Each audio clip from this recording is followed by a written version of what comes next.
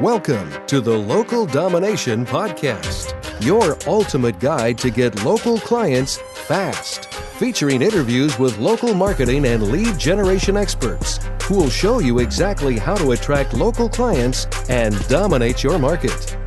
And now, here's your host, Doran Aldana. Welcome, everyone, to another episode of the Local Domination Podcast, your ultimate guide to getting local clients fast. This is your host, Doran Aldana, coming at you with another kick-ass episode. And today we have a very special guest expert with the one, the only, Justin Zimmerman. Let me give you a little background on Justin. For those of you who don't know, he's the Director of Content Development at RedX and a content strategist with a background in real estate. So he is a real expert when it comes to marketing strategy, marketing content, monetizing your database, all kinds of very practical, useful skill sets that can help you push the needle on profit and performance.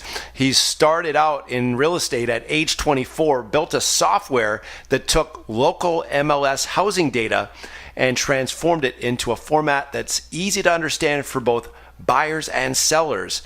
This helped him gain a competitive advantage in a profession where the average age was 47.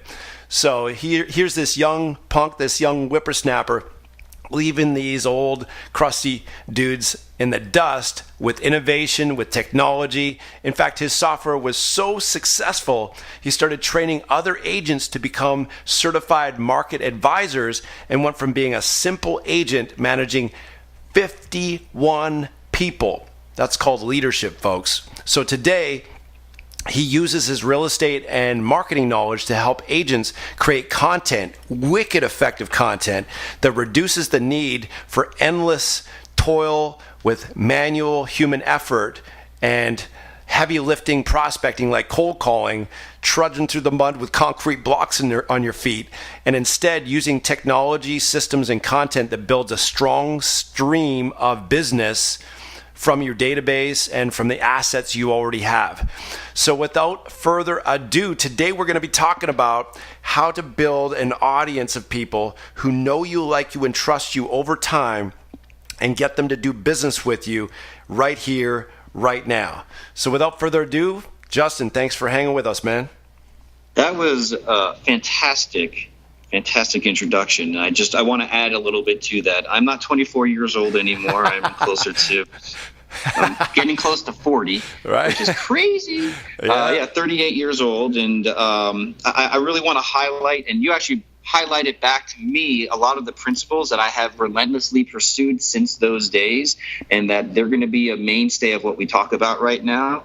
I'd like to go back to when I was 24 in 2004, when I was just kind of fresh out of college. The housing boom was just starting to take off in South Florida, and I got invited to be a real estate agent. Never really thought to become one, but someone had made the offer to me to come join them on some things. And I thought, well, I could go to law school and rack up a bunch of debt, and not sure if that's what I want to do, or I could try this other thing. And so the point of it was that whether it was law school or real estate, I realized that expertise was really important to me. And when I got into the real estate space, I really all of a sudden found out how ill-equipped I was, how I knew nothing about sales and or business processes or marketing. But I did know that if I could get people to trust me as an expert and I could demonstrate to them my understanding of the mechanics of the local market. I actually at the time had gotten a degree in finance, and so the dot-com boom was just behind us and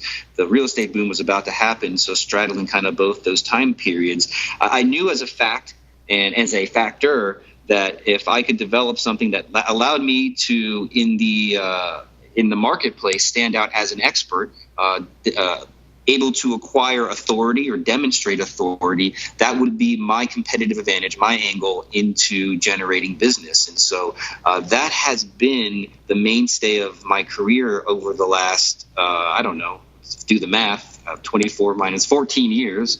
And I think it's also a principle that regardless of what industry I'm in or what industry you're in or what business you're in, that demonstrating authority and knowledge is what makes people in a competitive marketplace choose one person over another. Now, price is the other, right? There's value in price.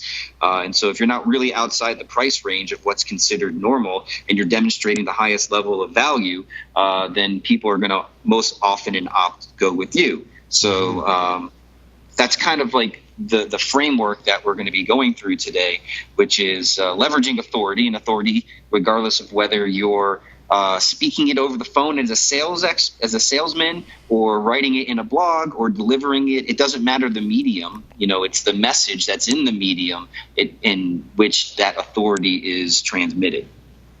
Got it. So it's been quite a journey. Obviously, you didn't get to expert status, authority status overnight. It's taken a daily grind, a daily muscle building process and routine of getting sharper and getting more skill, more knowledge, more getting wisdom. Less broke. Right. That was that always helps. Broke. That always helps. Yeah. We all start getting off less poor. Generally speaking, at least certainly for me, you start out broke as a joke, and you're completely clueless as well. But you fake it till you make it, so to speak. And there's people listening and tuning in right now, and they're thinking, okay, I like the idea of content. I like the idea of building authority. I like the idea of being able to build a following and an audience that don't just tune in for the sake of tuning in, but really seek me out or whoever might be listening as a trusted authority in their respective field, whether it be chiropractic or restaurant or a mortgage professional or real estate agent. So the first question, though, to really, before we pivot into mechanics and tactics, is why bother going through the hassle of building out strategic content? Why not just start grinding out doing prospecting? Why bother doing this long-term strategy with building an audience and delivering valuable, relevant, applicable, helpful content to do so? I mean, why bother? Well, here's the beautiful thing you just brought up, is that regardless of every single moment you open your mouth, you're developing content and you have the opportunity to develop authority.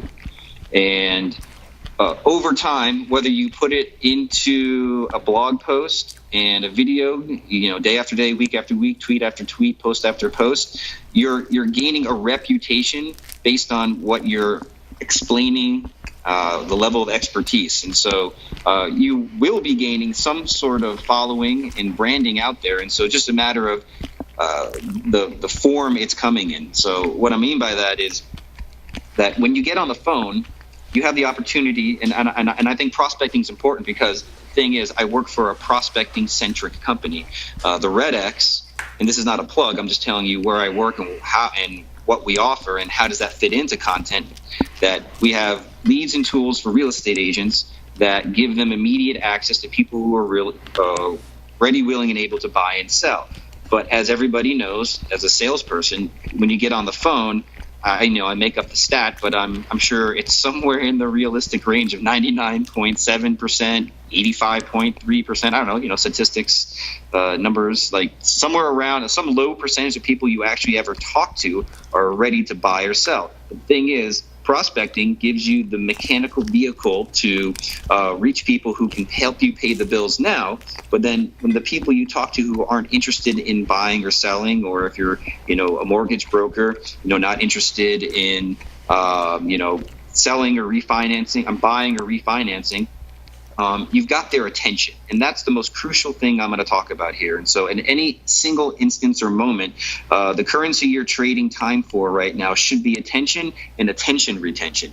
So I'm a firm believer in, if you want to call it a content maturity model or a prospector or a salesman's maturity model, you got to do things that help pay the bills now, but also build you an asset or equity over time. And so what is an asset? How would you define that? How does content even tie into that? And it's just meaning something that goes up in value that you can tap into or cash in or trade or pays you more in the future than it does today. And so prospecting is one of those things that pays you today. Content's one of those things that pays you over time. Got it. Okay. So obviously, for most mortgage professionals, realtors, any small business, they're usually paycheck to paycheck. Oftentimes they're tapping into lines of credit. So the now money is really, really, really important for most. And so how do you balance the now money with also building that long-term strategy with the content? Because let's be real, most people gravitate towards the now money and rarely ever put the future money strategies, the long-term strategies on the front burner, because they're usually so impulsively, gravitationally pulled towards making sure they can pay for the mortgage this month. I get it. You know what I'm saying? I get it.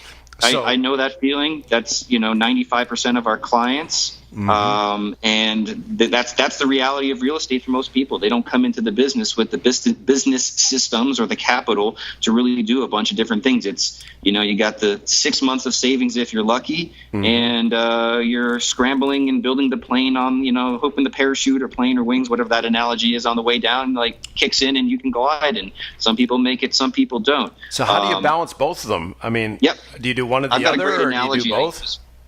You do both. And so, here's the analogy. When there's some of those programs out there through your bank where they round up for you when you buy a purchase, they take the change and they put it into savings. Right. And so I'd like to think of the now money as that. So when you're spending your time the way you're spending your money at the grocery store, for people who are in the earlier stages of business development as a small business owner, solopreneur, real estate agent, that they should be doing things at the now money making level status. And those things are prospecting, door knocking. If you go to redx.com/blog, we've got tons and tons of articles and podcasts and stuff on that. And I can go into and talk about it because we research and write the heck out of things by finding the people who make it to the success level. And so what I know is almost every single one of them, unless their dad or mom started in the business with a brokerage, started at zero and sometimes less than zero. And they had to work hard and prospect, knock doors, look silly, sound stupid, say that they were the wrong thing. But they got on the phone, and unless you're technically oriented and know how to generate traffic and leads or have the money to pay for one of those services, you have one of two options at the money now stage. I got this from another real estate agent, so I wish I could claim I was smart enough to come up with this. But I think it was one of our prospectors named Blair Ballin who said you really have two options or choices. You can either focus on prospecting or you can focus on marketing, right? And so what is the difference between the two? And so prospecting is you actively going out there and delivering the message to the market, targeting the audience, which is a lead type for sale by owners, FSBOs, for rent by owners, just listed, just sold, right? You got your collection of different opportunities as lead types, and you're going to the market with the message as a delivery mechanism and medium, and that's your time and that's your money. It's really more your time than it is your money, because the amount of money it costs to acquire those leads and buy those leads is pretty minuscule compared to the return, and the amount and the learning curve, technically is much lower. You don't have to learn a whole back end of a Facebook analytics and management ad system with Google and landing pages and tracking and all that stuff. You don't have to figure all that out. You just have to pick up the phone and knock some doors and say some things that are written down and freely available. So the threshold and barrier to entry for the now money stuff on the prospecting side is quite low. Now on the marketing side, that's where you're putting the message out into, all those other things. You have to have the money and or the expertise to buy or hire people to do that. So those who have that, they know there are huge benefits. And so how do you get there? And so a lot of our top customers have gone through that maturity process of hustling, grinding it out, knowing what the right thing to say and not to say is, and that's how they make the now money. But then back to the analogy of the change, the percentages I mentioned before, which is, again, making it up 97.3% of the people you talk to aren't going to say, yeah, come on over and let's talk about doing some business. They're going to be like, well, not interested. So that's where the change comes in. And that's where content comes in. And that's how you can start getting a toehold and an audience that you can start building that top of mind awareness and trust, know, like, and trust angle and aspect with. So I can jump into that whenever you're ready. So where do you get started? Let's say someone's listening, they're like, okay, I get it. I know I need to be building a following. I need to be maturing an audience, because not everyone's going to be hot for what I've got. Some people are going to be tepid. Some people are going to be lukewarm. Yeah. Some people will be vaguely interested, but the timing isn't quite right. And then some people are going to be like, pre-sold on you before they even talk to you. And obviously those are the people you want to strike while the iron is hot and convert them like, ASAP, like yesterday. But they're thinking, okay, I love the idea of having an incubation system that incubates the tepids and the lukewarms into hot for what I got when the timing's right. But then they get writer's block. They're banging their head against the proverbial keyboard.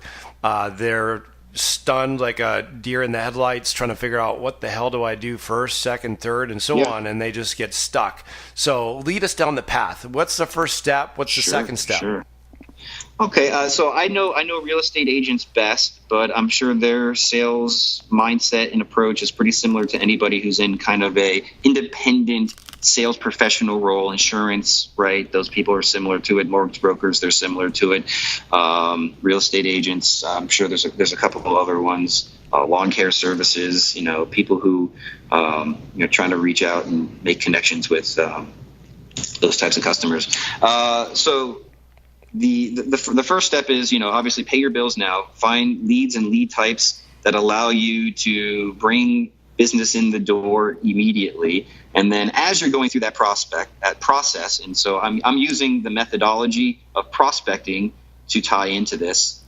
And so for the people who are not ready, willing, and able to buy, and you don't have a know, like, and trust relationship with them, now's the time to ask them simple questions like, well, as a homeowner, would you like me to keep you informed about the market's conditions? As things go up, things go down, maybe things in your life change and the opportunity to sell comes up or the opportunity to buy comes up, right? And so I send out a weekly, monthly, whatever newsletter with those stats about your home. Would you be interested in letting me send you that when that comes out? And most people are like, yeah, if you articulate that in a way, and obviously that's not the exact script I would use, but I'm pretty sure if I sat down and wrote that out, I could come up with one that sounded super crisp. Most people are going to be like, oh, so you're going to give me free information about things that are relevant to me, and you're going to send that to me. And then most people, and if you get a 50% response rate, that's phenomenal, right? So if you talk to let's just say 1,000 people over the course of a month, right? And, let's say 15% of those people turn into appointments. What about the rest? So you've got 75. So let's say you can then add, significant amounts of people to your list. And that's how you start to build that little change box I talked about a little while ago. And so I know the question then comes up, well, do I make the content on my own, or do I buy it? And that's a common business question every business, small or large, I've worked with has, which is, do you build it or do you buy it? And that's just relative to your philosophy and your budget. Yeah, and maybe both. Maybe it makes sense to do both to be able to fill in the gaps. Because if you're wanting to do it yourself, you're your own bottleneck. You're certainly, chances are not, especially if you're busy and you're established and you've got a lot of operational tasks to be doing because you're still the chief cook and bottle washer wearing all the hats yourself. You're probably not going to be cranking out a ton of content yourself, at least not on a weekly basis, maybe monthly, maybe bi-weekly. But if you're able to do both and have, expertise that you pay for, if you have more money than time to be able to fill in those gaps so you're more consistent, then perhaps it would make sense to do both. Or if nothing else, just delegate the content creation to a vendor who has that expertise and has the resources and the systems and the templates and all that already turnkey plug and play. Yeah.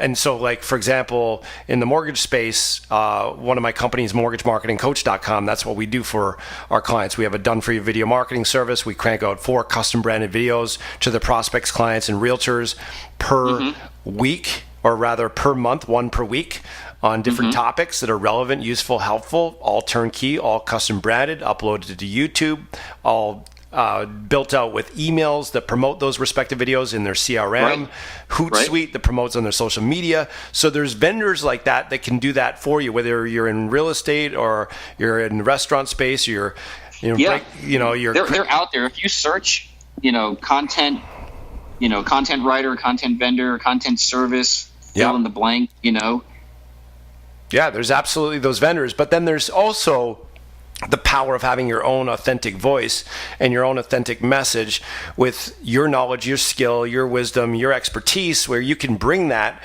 I imagine, through a matter of different media, from Facebook Lives to webinars to your own written word and text on a blog to a podcast like what we're doing here.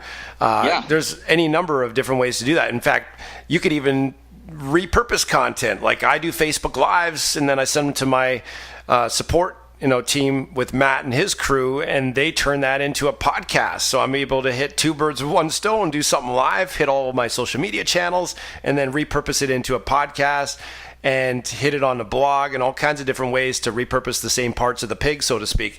So the main thing is, okay, I'm getting a few key factors here. One is free, relevant, helpful content to your audience. Yep. That's the big idea, right? Big idea. And then once you get started, which is the hardest part, then it's just a matter of keeping the ball rolling, right? Yep. So, I mean, let's talk about something weird. Like, let's just say someone's on this podcast and they have an appliance store, and it's like, who the hell's going to do a podcast for appliancing door? And come on, give me a break. Let's take a local, very boring local business like that. They have a local appliance shop. How did they take this concept and actually start cranking out content that builds up an audience that incubates people both now as well as into the future? Let's translate a scenario like that so people can kind of connect the dots. Sure. So I'm assuming this appliance, is it just appliance repair, or is it appliance sales? Maybe it's both. Maybe it's both. Maybe they have the service factor and they sell the new appliances as well. Yeah. So if you think about appliances, this is kind of like one take on that model. So let's say they sell, I don't know, fridges, gas ranges, right? Yeah, gas sure. ranges, right? Mm-hmm. And they want to demonstrate the value of their gas ranges. One thing they could do is a cooking show, right? They could put together demonstrations of recipes, how quick and easy things are to clean up afterwards. They could put together, they could bring in, a chef to like talk about, what do you do? What do you use the appliances for? And if you demonstrate the value of those appliances over and over again, relative to, because people don't buy, that's fun. It goes back to jobs to be done, which is a whole fun theory that we follow and implement. Is people don't buy drills, they buy 1/4-inch holes, right? And so people don't buy appliances to like look at, oh baby, look at that microwave. You just don't sit there and like just stare at that. A car, has that same type of appeal, but you drive that thing, you get an experience out of it. So what is the experience that people are trying to achieve with the products or services that you offer or sell? So in the case of appliances, right, like people don't buy a gas range to marvel at the heat unless, the power goes out and you need the gas to stay warm. That's a selling point, I guess, for like a prepper mindset. Again, knowing your audience, that could be something. But the reality is people are going to be cooking on them, right?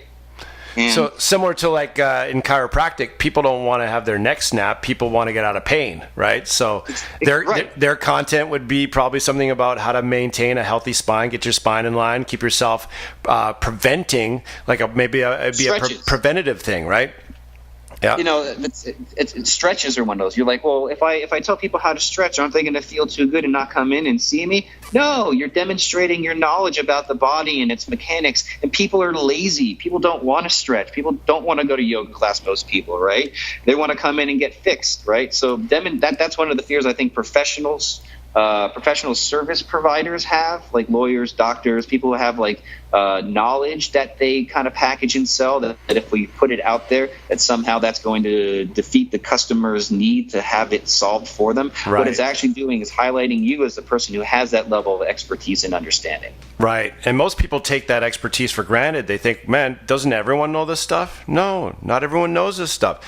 They may have a general sense or the general idea of it, but they have not even remotely close to the level of distinction, nuance, expertise that you bring to the table that can help them save time, energy, avoid stress, eliminate stress, avoid complications, all that stuff that someone who has that expertise often overlooks, and they just assume and presume that people know this. No, they don't. And that's where the content creation comes in.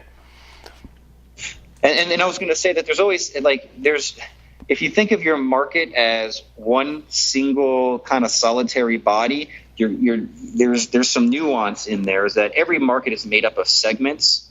And so to really think about who are you targeting in the sense of your content, what problems do they have? There's a great book by Jay Baer called Utility. I kind of picked it up at the beginning of my content career. It talks about creating think about the word utilities, usable content tied to people's pain points and problems. And there was this one, I think it was actually, it was a pool company, actually, the big example. The guy,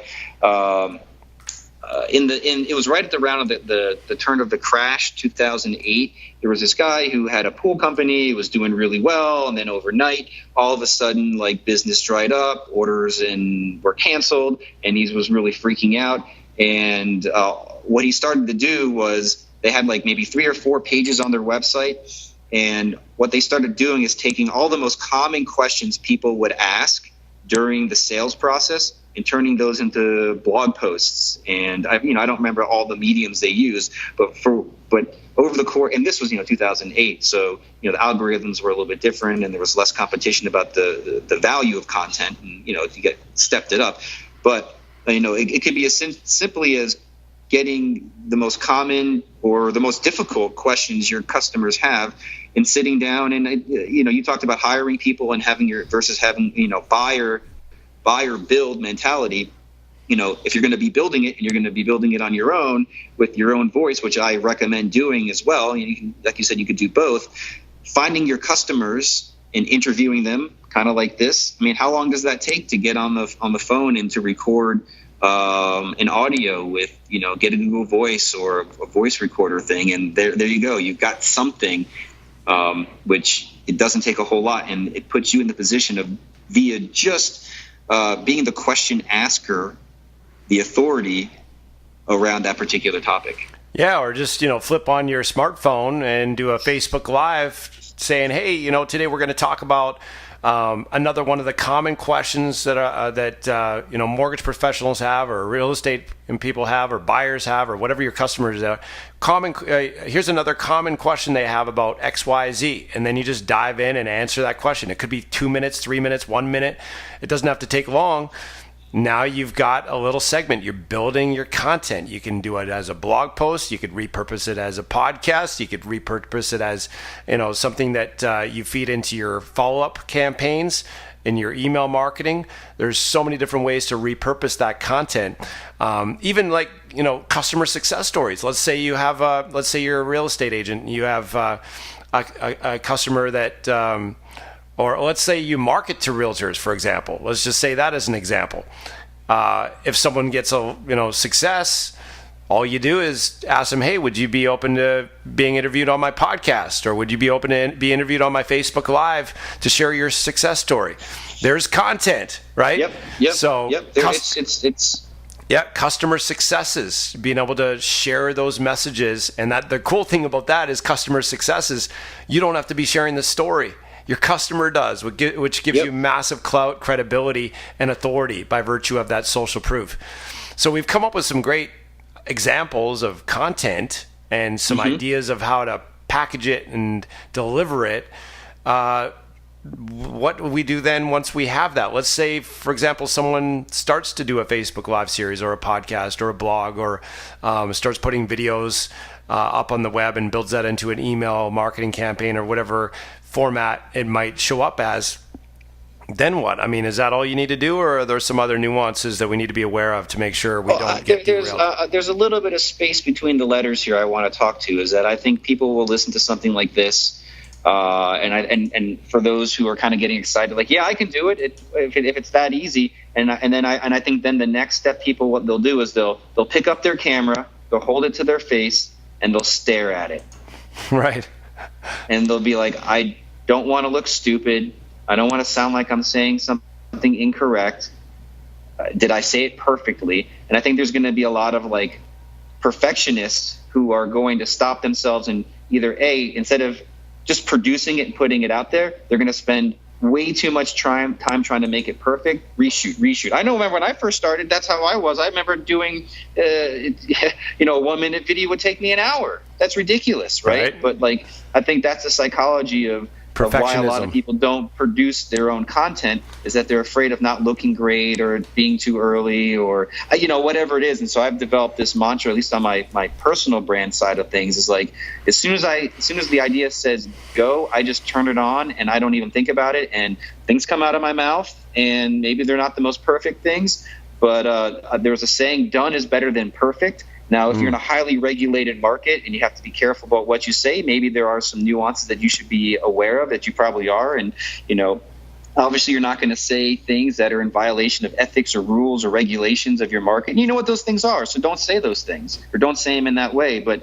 I think one of the steps, or like I said, between the lines, is when you start to get to the point where you're ready to create your own content, don't try to make it a big, huge production at first. Don't try to be perfect. Just get out there and do it. And you don't have to edit it that much, right? In fact, authenticity and reality are so much better. I mean, I could sneeze right now. I could cough. I could choke. I could, say something stupid, and that would be okay, right? Like it hasn't changed your opinion of who I am right now. My accomplishments and abilities haven't been diminished because I sounded imperfect for one moment. It's the fact that I'm able to show up underneath those, beyond those circumstances. See, I just kind of fumbled right there. Right? Like, am I? How dare you? How dare you, Justin? Any less? Like, has your time been wasted that much more? Right? So you're not polished enough, Justin. You're not perfect enough. Unlike me. Right, you're the paragon of perfection, and that's why I decided to do this. I wanted for it to rub off. That's why I'm the interviewer. You got, just like Soul Glow. That's why I'm the interviewer. Just saying, because I'm the perfect one. One day I'll be able to grow up and interview people. Right, exactly. I'll call you, and eventually you shall ascend the mountain to the upper echelon. Until then, you're not quite as perfect, but we'll forgive you just this once. But that reminds me of a quote. I can't remember who said it, but they said, winners take imperfect action while losers are still polishing up their perfect plans. And I think there's a lot of truth to that, because we get paid on done, not begun. We got paid on progress, not perfection. And that's where all the juice is just getting it out there, get it out there.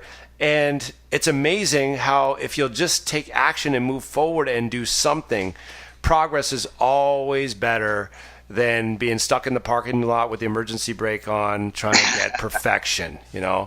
So that's that reminds me of something I try to build into every one of our blog posts on the redx.com, which is a challenge to you. And so maybe, like I said, the format, this is a perfect example. Whether I'm writing a blog and I'm trying to instruct and educate people on a particular angle of prospecting or a particular lead type or a follow-up system or, whatever it is, the medium is agnostic to the message, in the sense of, at the end of my blog post, I've always got a challenge. This is a podcast or audio. I can still say it's not as polished because it's not written, but I can still say it. And I think there's some challenges that I can put out there for people listening to this, so that way they can walk away with this a sense of action and progress. So that way they're not trying to figure out any more of the pieces. They're not trying to wait for perfection to come their way, and I can help maybe give them a little bit of the confidence that they can just go do it, right? So if I may jump into that next section.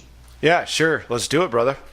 Yeah. So I'd say first, make sure you're paying the bills. Don't get caught up on this content thing being like it's not a rain dance and tomorrow expect buckets to fall from the sky.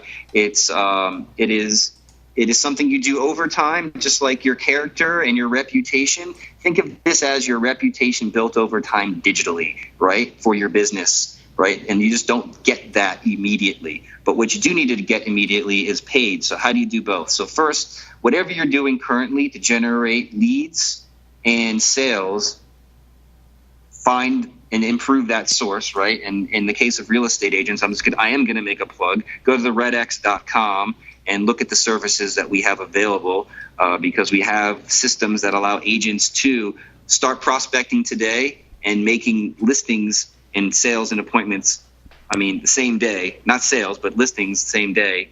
And sales, obviously, whatever the sales cycle is in that market. But then for the build and buy equation that we talked about, I'll talk to both of those. If you're not into the content making and you want to have something that you can then take that 97.3% of people I keep talking about, I've got two great options and solutions that when you combine them with the RedX prospecting platform, they give you the ability to follow up automatically over time. So if you're really, really busy and don't have time to create the content, got too many deals, or you're a one-man show and you're trying to both bring in the business, service the business, handle the paperwork, go to the closings, all that stuff, I can recommend Altos Research and or Keeping Current Matters. They provide market stats and data that when you're on the phone, if you were just to simply say at the end of every one of your calls, hey, would you be interested in me keeping you up on the value of your house over time until when you're ready, we can talk and pick up from there.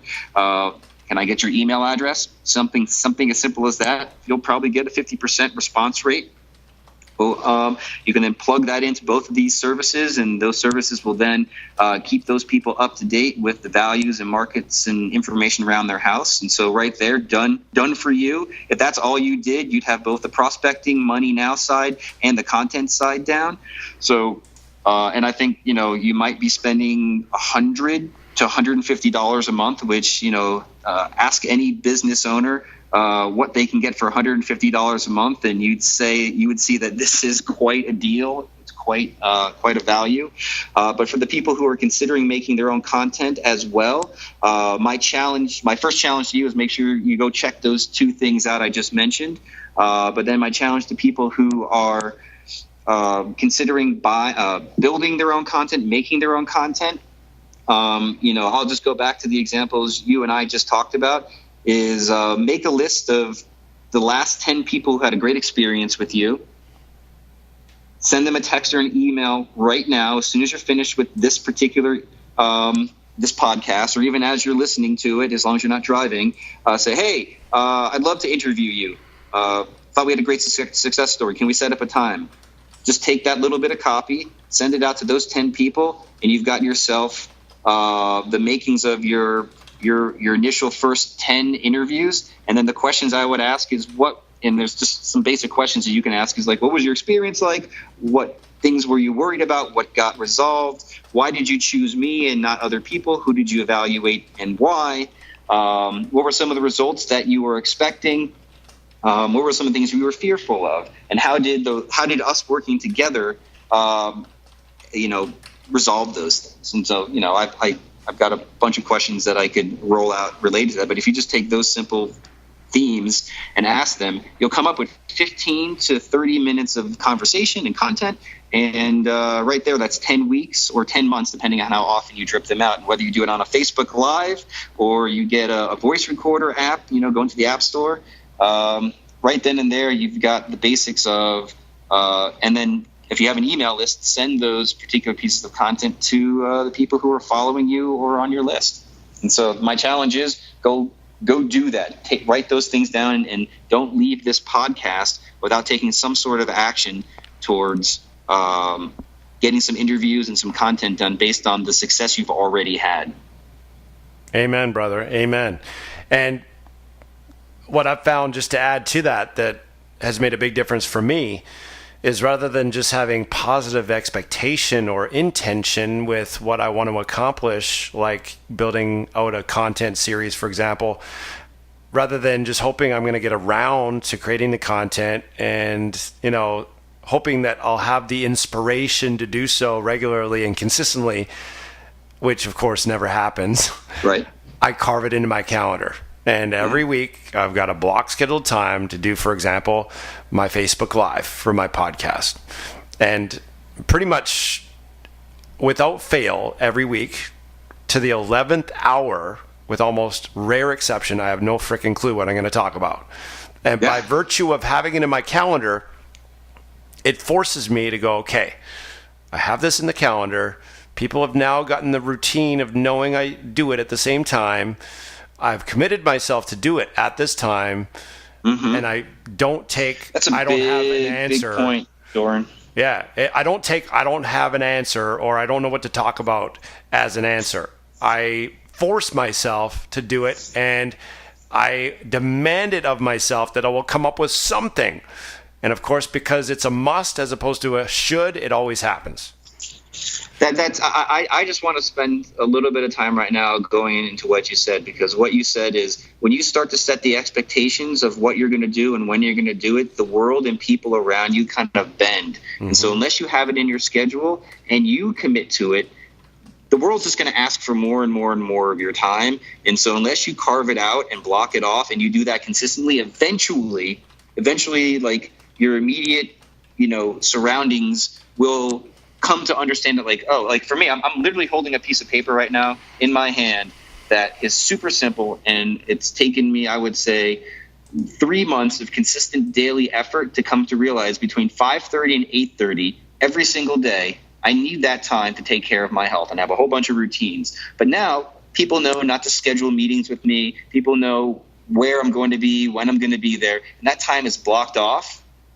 And it's only because I've established that routine and commitment with myself that now other people can honor it and follow it. And so I think that's like what you just said there is, if you're really going to get serious about producing your own content, and this also goes for prospecting too. I mean, it goes both ways.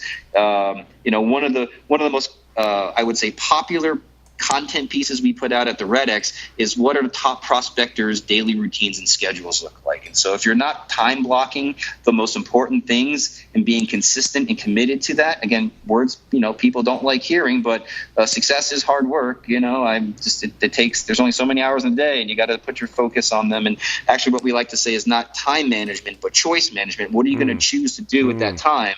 Because either you're going to make the choice or someone else is going to make it for you. And so if you have the intention of getting to a certain place in your life and your business, that time blocking thing you just talked about, has exploded in my mind, because that is so important to both my personal life and based on the research and results. We see our top customers who've been with us for a decade, who make hundreds of thousands of dollars a year with prospecting, and some of them actually have gone in. They don't have to prospect them, but they hire ISAs and internal people to make the calls, and they're actually just handling all the referral business and sphere of influence. Again, kind of calling and actually putting out content. They don't have to do that anymore. But it all came back to blocking out that time and following the schedule. Yeah, that's it, man. And it's amazing how when you get in that routine, how you can't help but ramp up your results when you ramp up your routine. It's something I've said many, many a time before, and I'll probably keep saying it till I take my last breath. Rarely will the quality of your results exceed the quality of your daily routine. And most people want a champion level result with a chump level routine. That ain't going to go so well. Yeah. So, what's the saying? They have champagne taste and like Miller Lite budget. I don't know, something like that, but kind of applied to like that same mindset is, everybody wants the best and wants to give the least. Yeah, everyone wants to be a champion, but not everyone's willing to do what it takes to become a champion. And that certainly applies with content creation and building that following.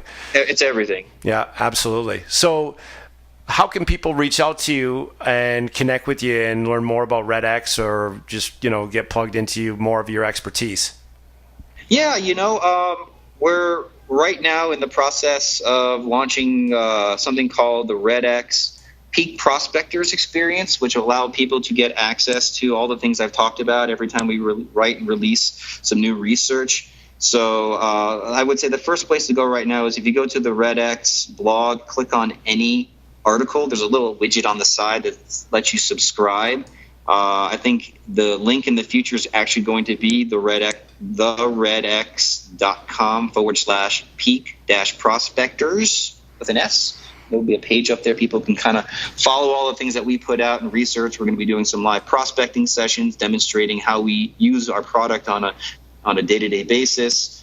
Personally, if people want to follow me, my Instagram is probably the best. Just at JustinZim33. A lot of my stuff, you can see the principles or hear the principles, but I apply them to my personal health and my personal health routine. So you'll see, what I do in the morning for stretching and the exercises, and at what times I do them, and the types of, protein powder and green powder I drink, and some maybe inspirational stuff. Actually, I'm on a nearly 100-day. Every day 3 mile plus run routine, and so I try to take the principles from what I've learned in my running, and whether it's applying them to sales or prospecting or content creation, commitment, consistency, and what is your priority, and it shows up what's in your schedule. So I just kind of share that stuff personally. Well, that's huge, man. To get yourself to do a 3 mile run every day. If you can knock that out in the morning, you can knock out pretty much anything else. That's one of the reasons why I do a cold shower in the morning. Not just because I like shrinkage, not just because I'm a mascot. Shrinkage. No, it's not just because of that, although that is a delightful thing to grow a second belly button. But it's not just because of that. It's because, there's a couple of reasons. One is I get up really early, and I don't get a whole lot of sleep by design, not necessarily long-term strategy, but because I'm taking on a lot right now. I go to bed at 7:45, and I'm getting up at 3:45, and to battle the inflammation in my head that would ensue if I did not take a cold shower. The cold shower ignites me with energy, with vitality. It's great for your cardiovascular system, your lymphatic system. It's great for energizing you. But the other big reason I do it is because I want to train my subconscious mind to be in deference to my conscious mind. And when I say jump, my subconscious mind says how high. I want to be able to train myself to do things that are uncomfortable so that I'm comfortable being uncomfortable.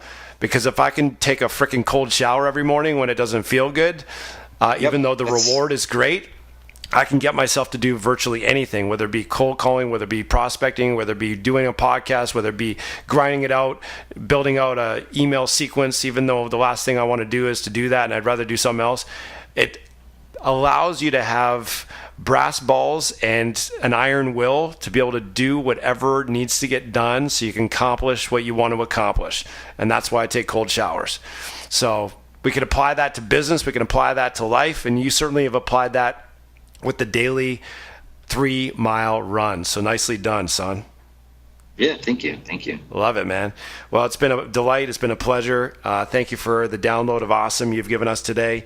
On behalf of our audience, thank you for leading by example in your own life, in your own health and fitness routine, and sharing that journey with your audience, and really being a conduit of contribution in that way. I honor you for that, brother. So keep up the great work. Thank you. And I love the alliteration, conduit of contribution.